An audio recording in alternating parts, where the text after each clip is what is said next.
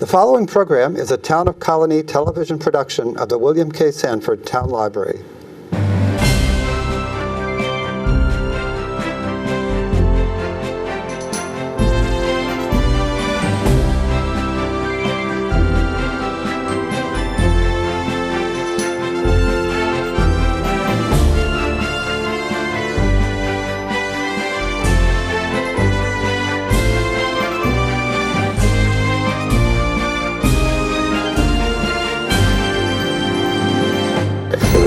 Welcome to Getting to Know You. My name is Joe Nash. Today we're going to be talking about type 1 diabetes and the Jdrf OneWalk, which is Saturday, May 11th up at the Great Escape, which is a fundraiser to help raise money for that group for research. So we have with us the Executive Director of Jdrf Northeastern New York, Ray Kimmelblatt. And we also have with us Michele Borst. Did I say your name right? You did. Whose daughter Caroline was diagnosed at age 8 with type 1 diabetes. So welcome. Thanks for coming. Thank you. Hi. We're going to talk about the walk. I'm glad I got through that introduction without saying the J word. So you know what my first question will be. I just want to clear up something because this is kind of new. It's not called juvenile diabetes anymore. You're calling it type 1 T1D. Just quickly so people know, because we all know that term. How come that was changed, or do you know? Or?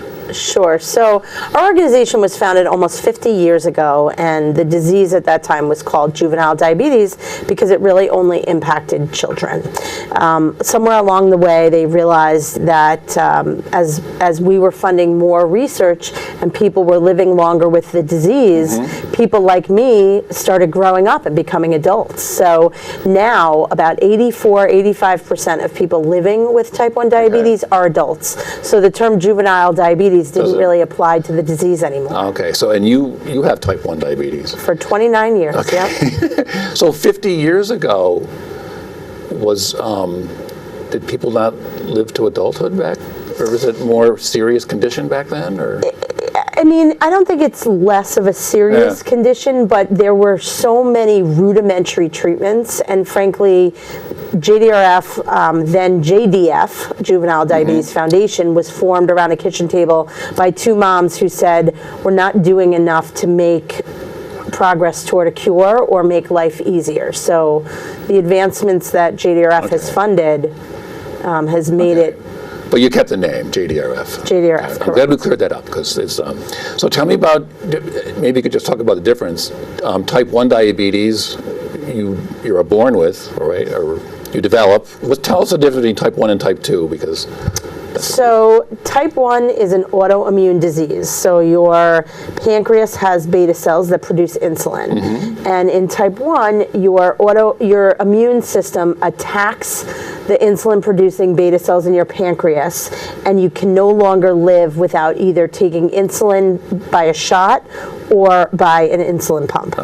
Type 2 diabetes is a metabolic disease. So people develop type 2, either they're overweight or there are genetic factors. Their body is still producing insulin, but they can't use it effectively. So they often start with oral medications and then progress sometimes to injections of insulin. So type 2 could be onset in midlife or something, and so can type 1. I mean, people in their 60s, 70s are getting type 1. My mother-in-law was just diagnosed after thinking she had type 2 for 18 years. In her 70s was diagnosed with type 1 officially.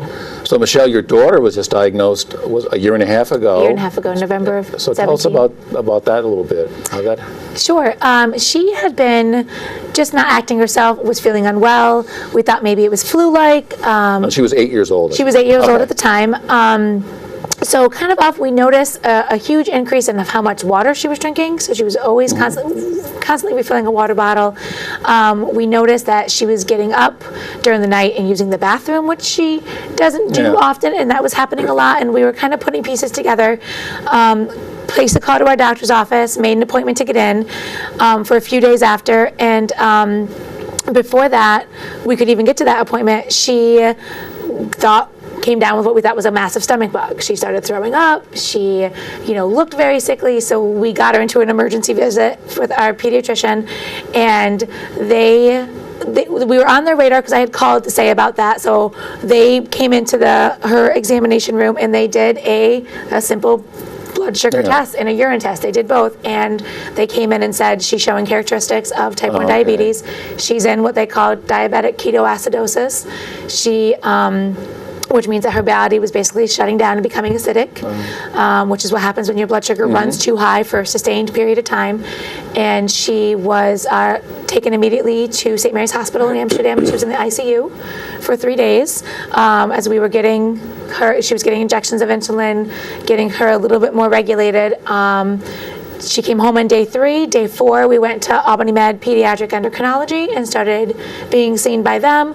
While we were there, we were introduced to Jdrf through the Bag of Hope, which was amazing as a backpack full of resources for getting started and on this new journey that we're on. Well, when we were talking before we started, you sound like you've done a lot of homework in the last. It's a crash course, Joe. It's been a crash course. The key thing I just want to say, because the Bag of Hope really set the tone for Caroline. This is from Jdrf. It's from Jdrf. So they handed it right to Caroline, and inside of it was Rufus the Bear. Okay. And Rufus the Bear is a stuffed bear who comes with his own book. And it's a children's book that talks about a little boy who gets diagnosed with type 1. And Rufus is a bear that gets created for him to give him comfort and to help him learn about where his injection sites can go. He has patches on his body.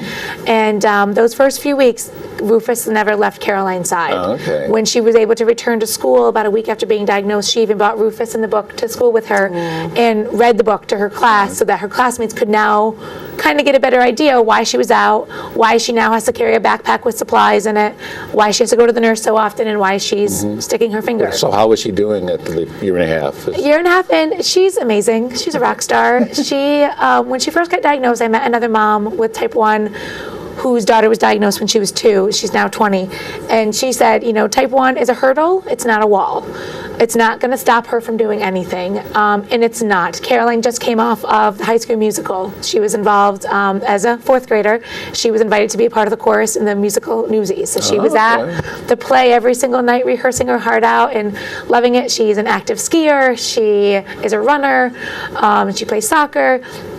It has not slowed her down. Having type 1 doesn't hinder your... It has not hindered her down. It just means it means more planning. We have to watch her activity levels because that affects her blood sugar. It can make her go high, it can make her go low.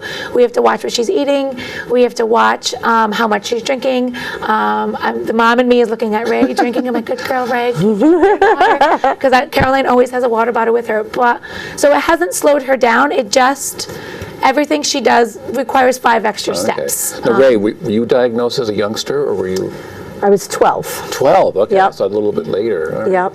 And was it similar to what Michele was just saying, or? I think it was a different time. I mean, now, is Caroline on a pump? She's on and a Dexcom? Yep. So, today, and again... Were you from the era where you had to inject yourself? I was from the dark ages, okay? I mean, so back in when I was diagnosed, there were 2 kinds of insulin that you had to take, and you literally had to eat because they peaked. So you would take regular insulin, and it peaked in 3 hours, and if you didn't have a snack, you're on the ground with low blood sugar. NPH was your sort of long-lasting, you had to take twice a day, and if you didn't eat at 7 hours, you were on the ground. The only way to know what your blood sugar was to check your finger. I now have it on my watch. I was going to say, Jdrf, through their research, there's all kinds of devices now. Yep. Tell me about your little watch there. So now you wear, many people wear a continuous glucose monitor. Yeah. So on your smartphone or on an Apple Watch or on a transmitter, you can see what your blood sugar is. And not only can you see, my blood sugar is 125 right now, but it's flat. So I'm not dropping or rising. Okay. And that directional information about what your blood sugar is doing is so important, because that's the thing. If you go... Managing diabetes is being a walking pancreas. So you are mimicking the work of a human organ, and every single thing in your environment impacts your blood sugar.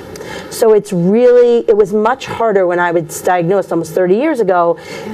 It's still really hard, but it was much harder to manage your blood sugar. Before all these devices, did you have instances of passing out or all that, or?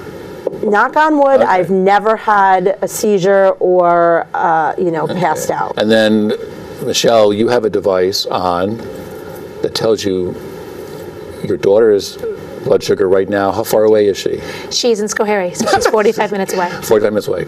So these are the kind of things that all these devices, research, different therapies that Jdrf tries to raise money for. The OneWalk, so the OneWalk Saturday, May 11th, it's the second year at the Great Escape. So how did you get involved with Great Escape?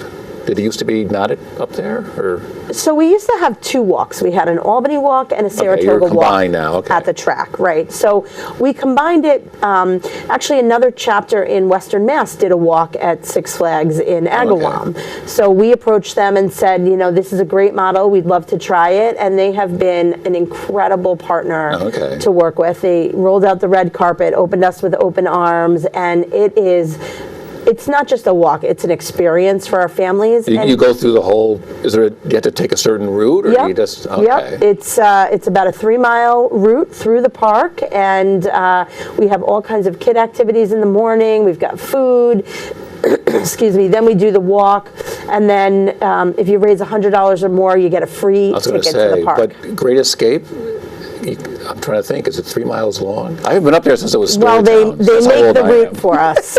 Actually, they're making it now because we did something a little different last year. Now, is the run, does the walk go on before opening?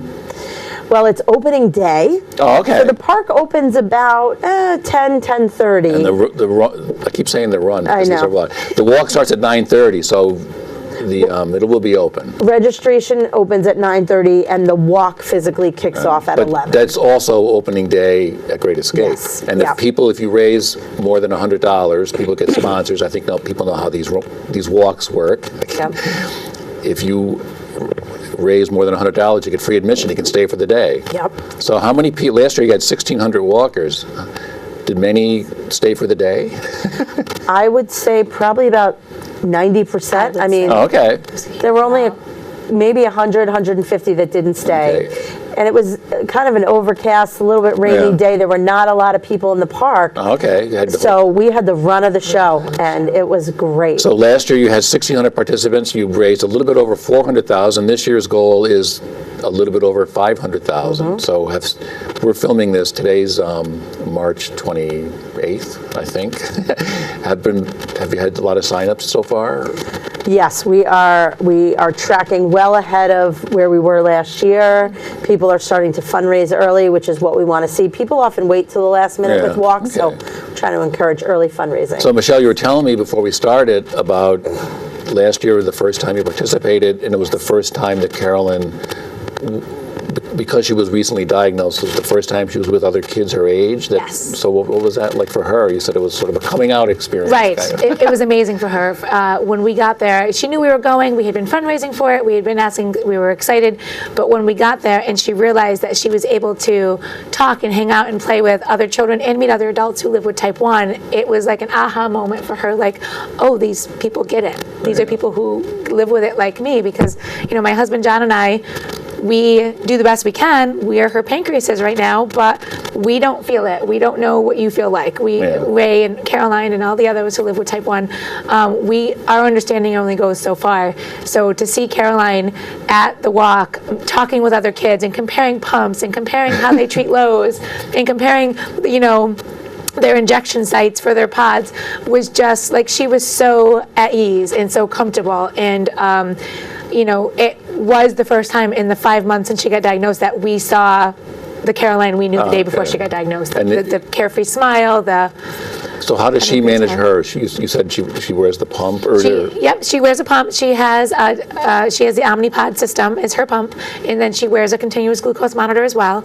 So she wears 2 devices on her body at all times. She did do injections for the first 6 weeks after she was diagnosed.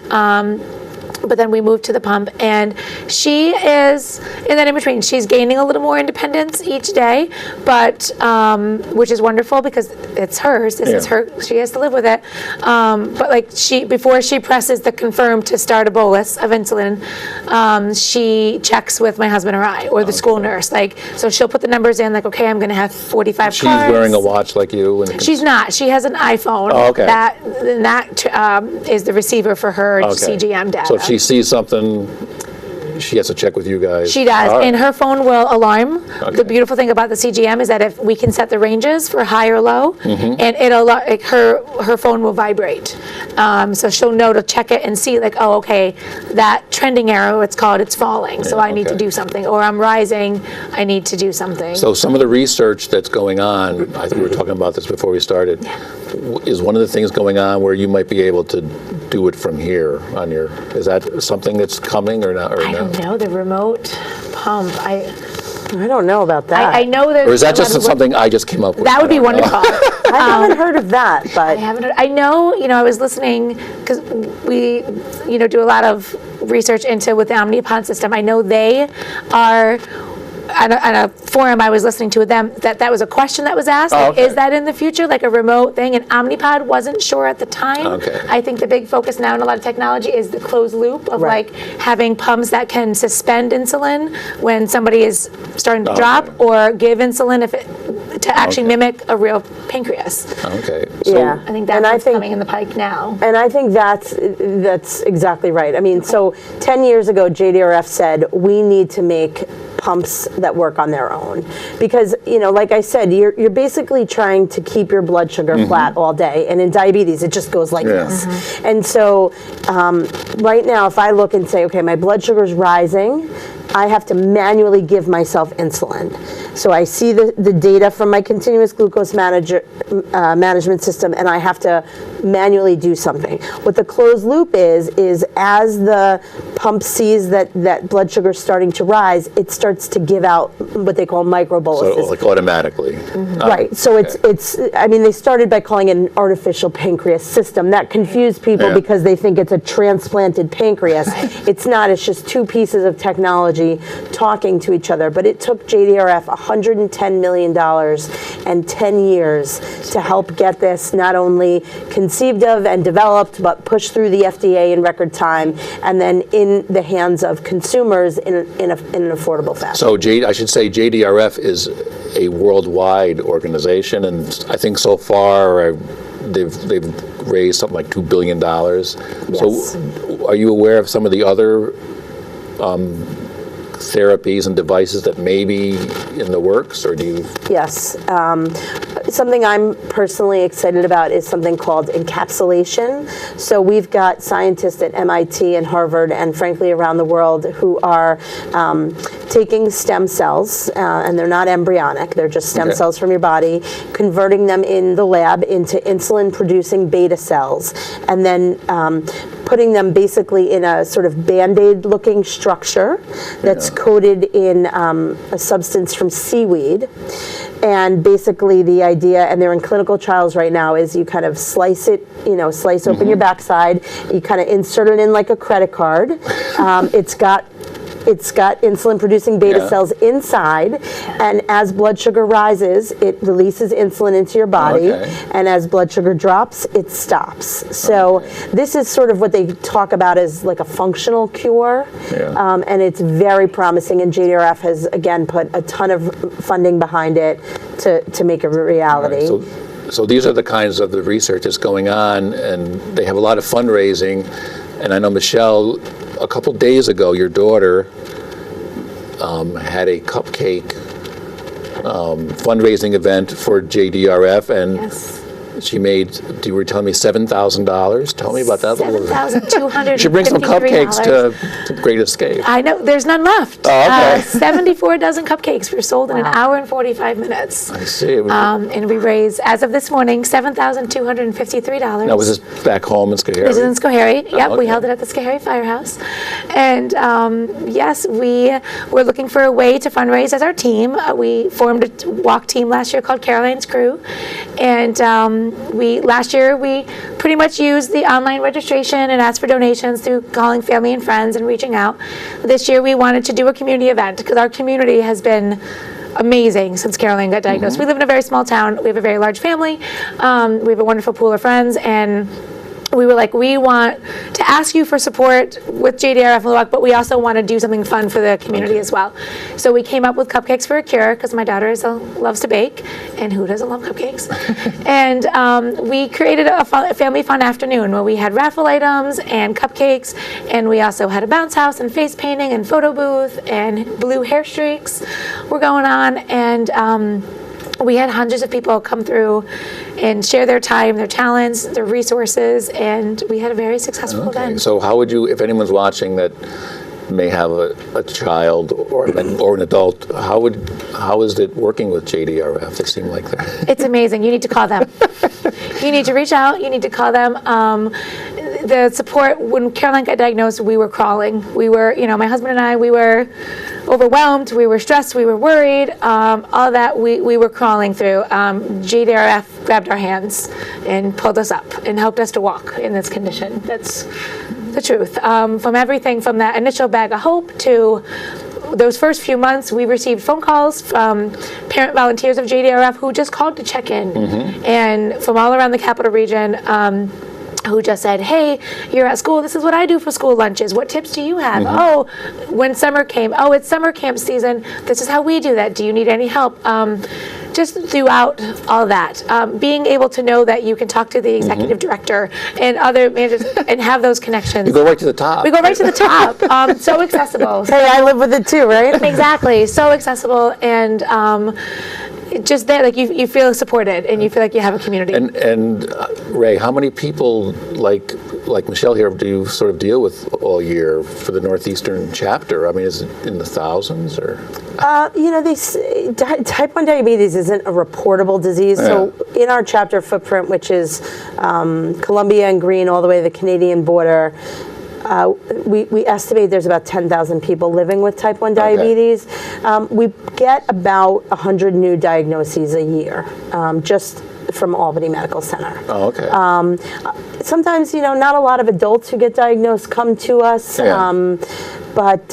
you see a lot of the younger, just from your history of being called JDRF. Well, and we also have, next year will be its 30th anniversary, our Sugar-Free Gang support group. Okay. And it has it's an outdated name.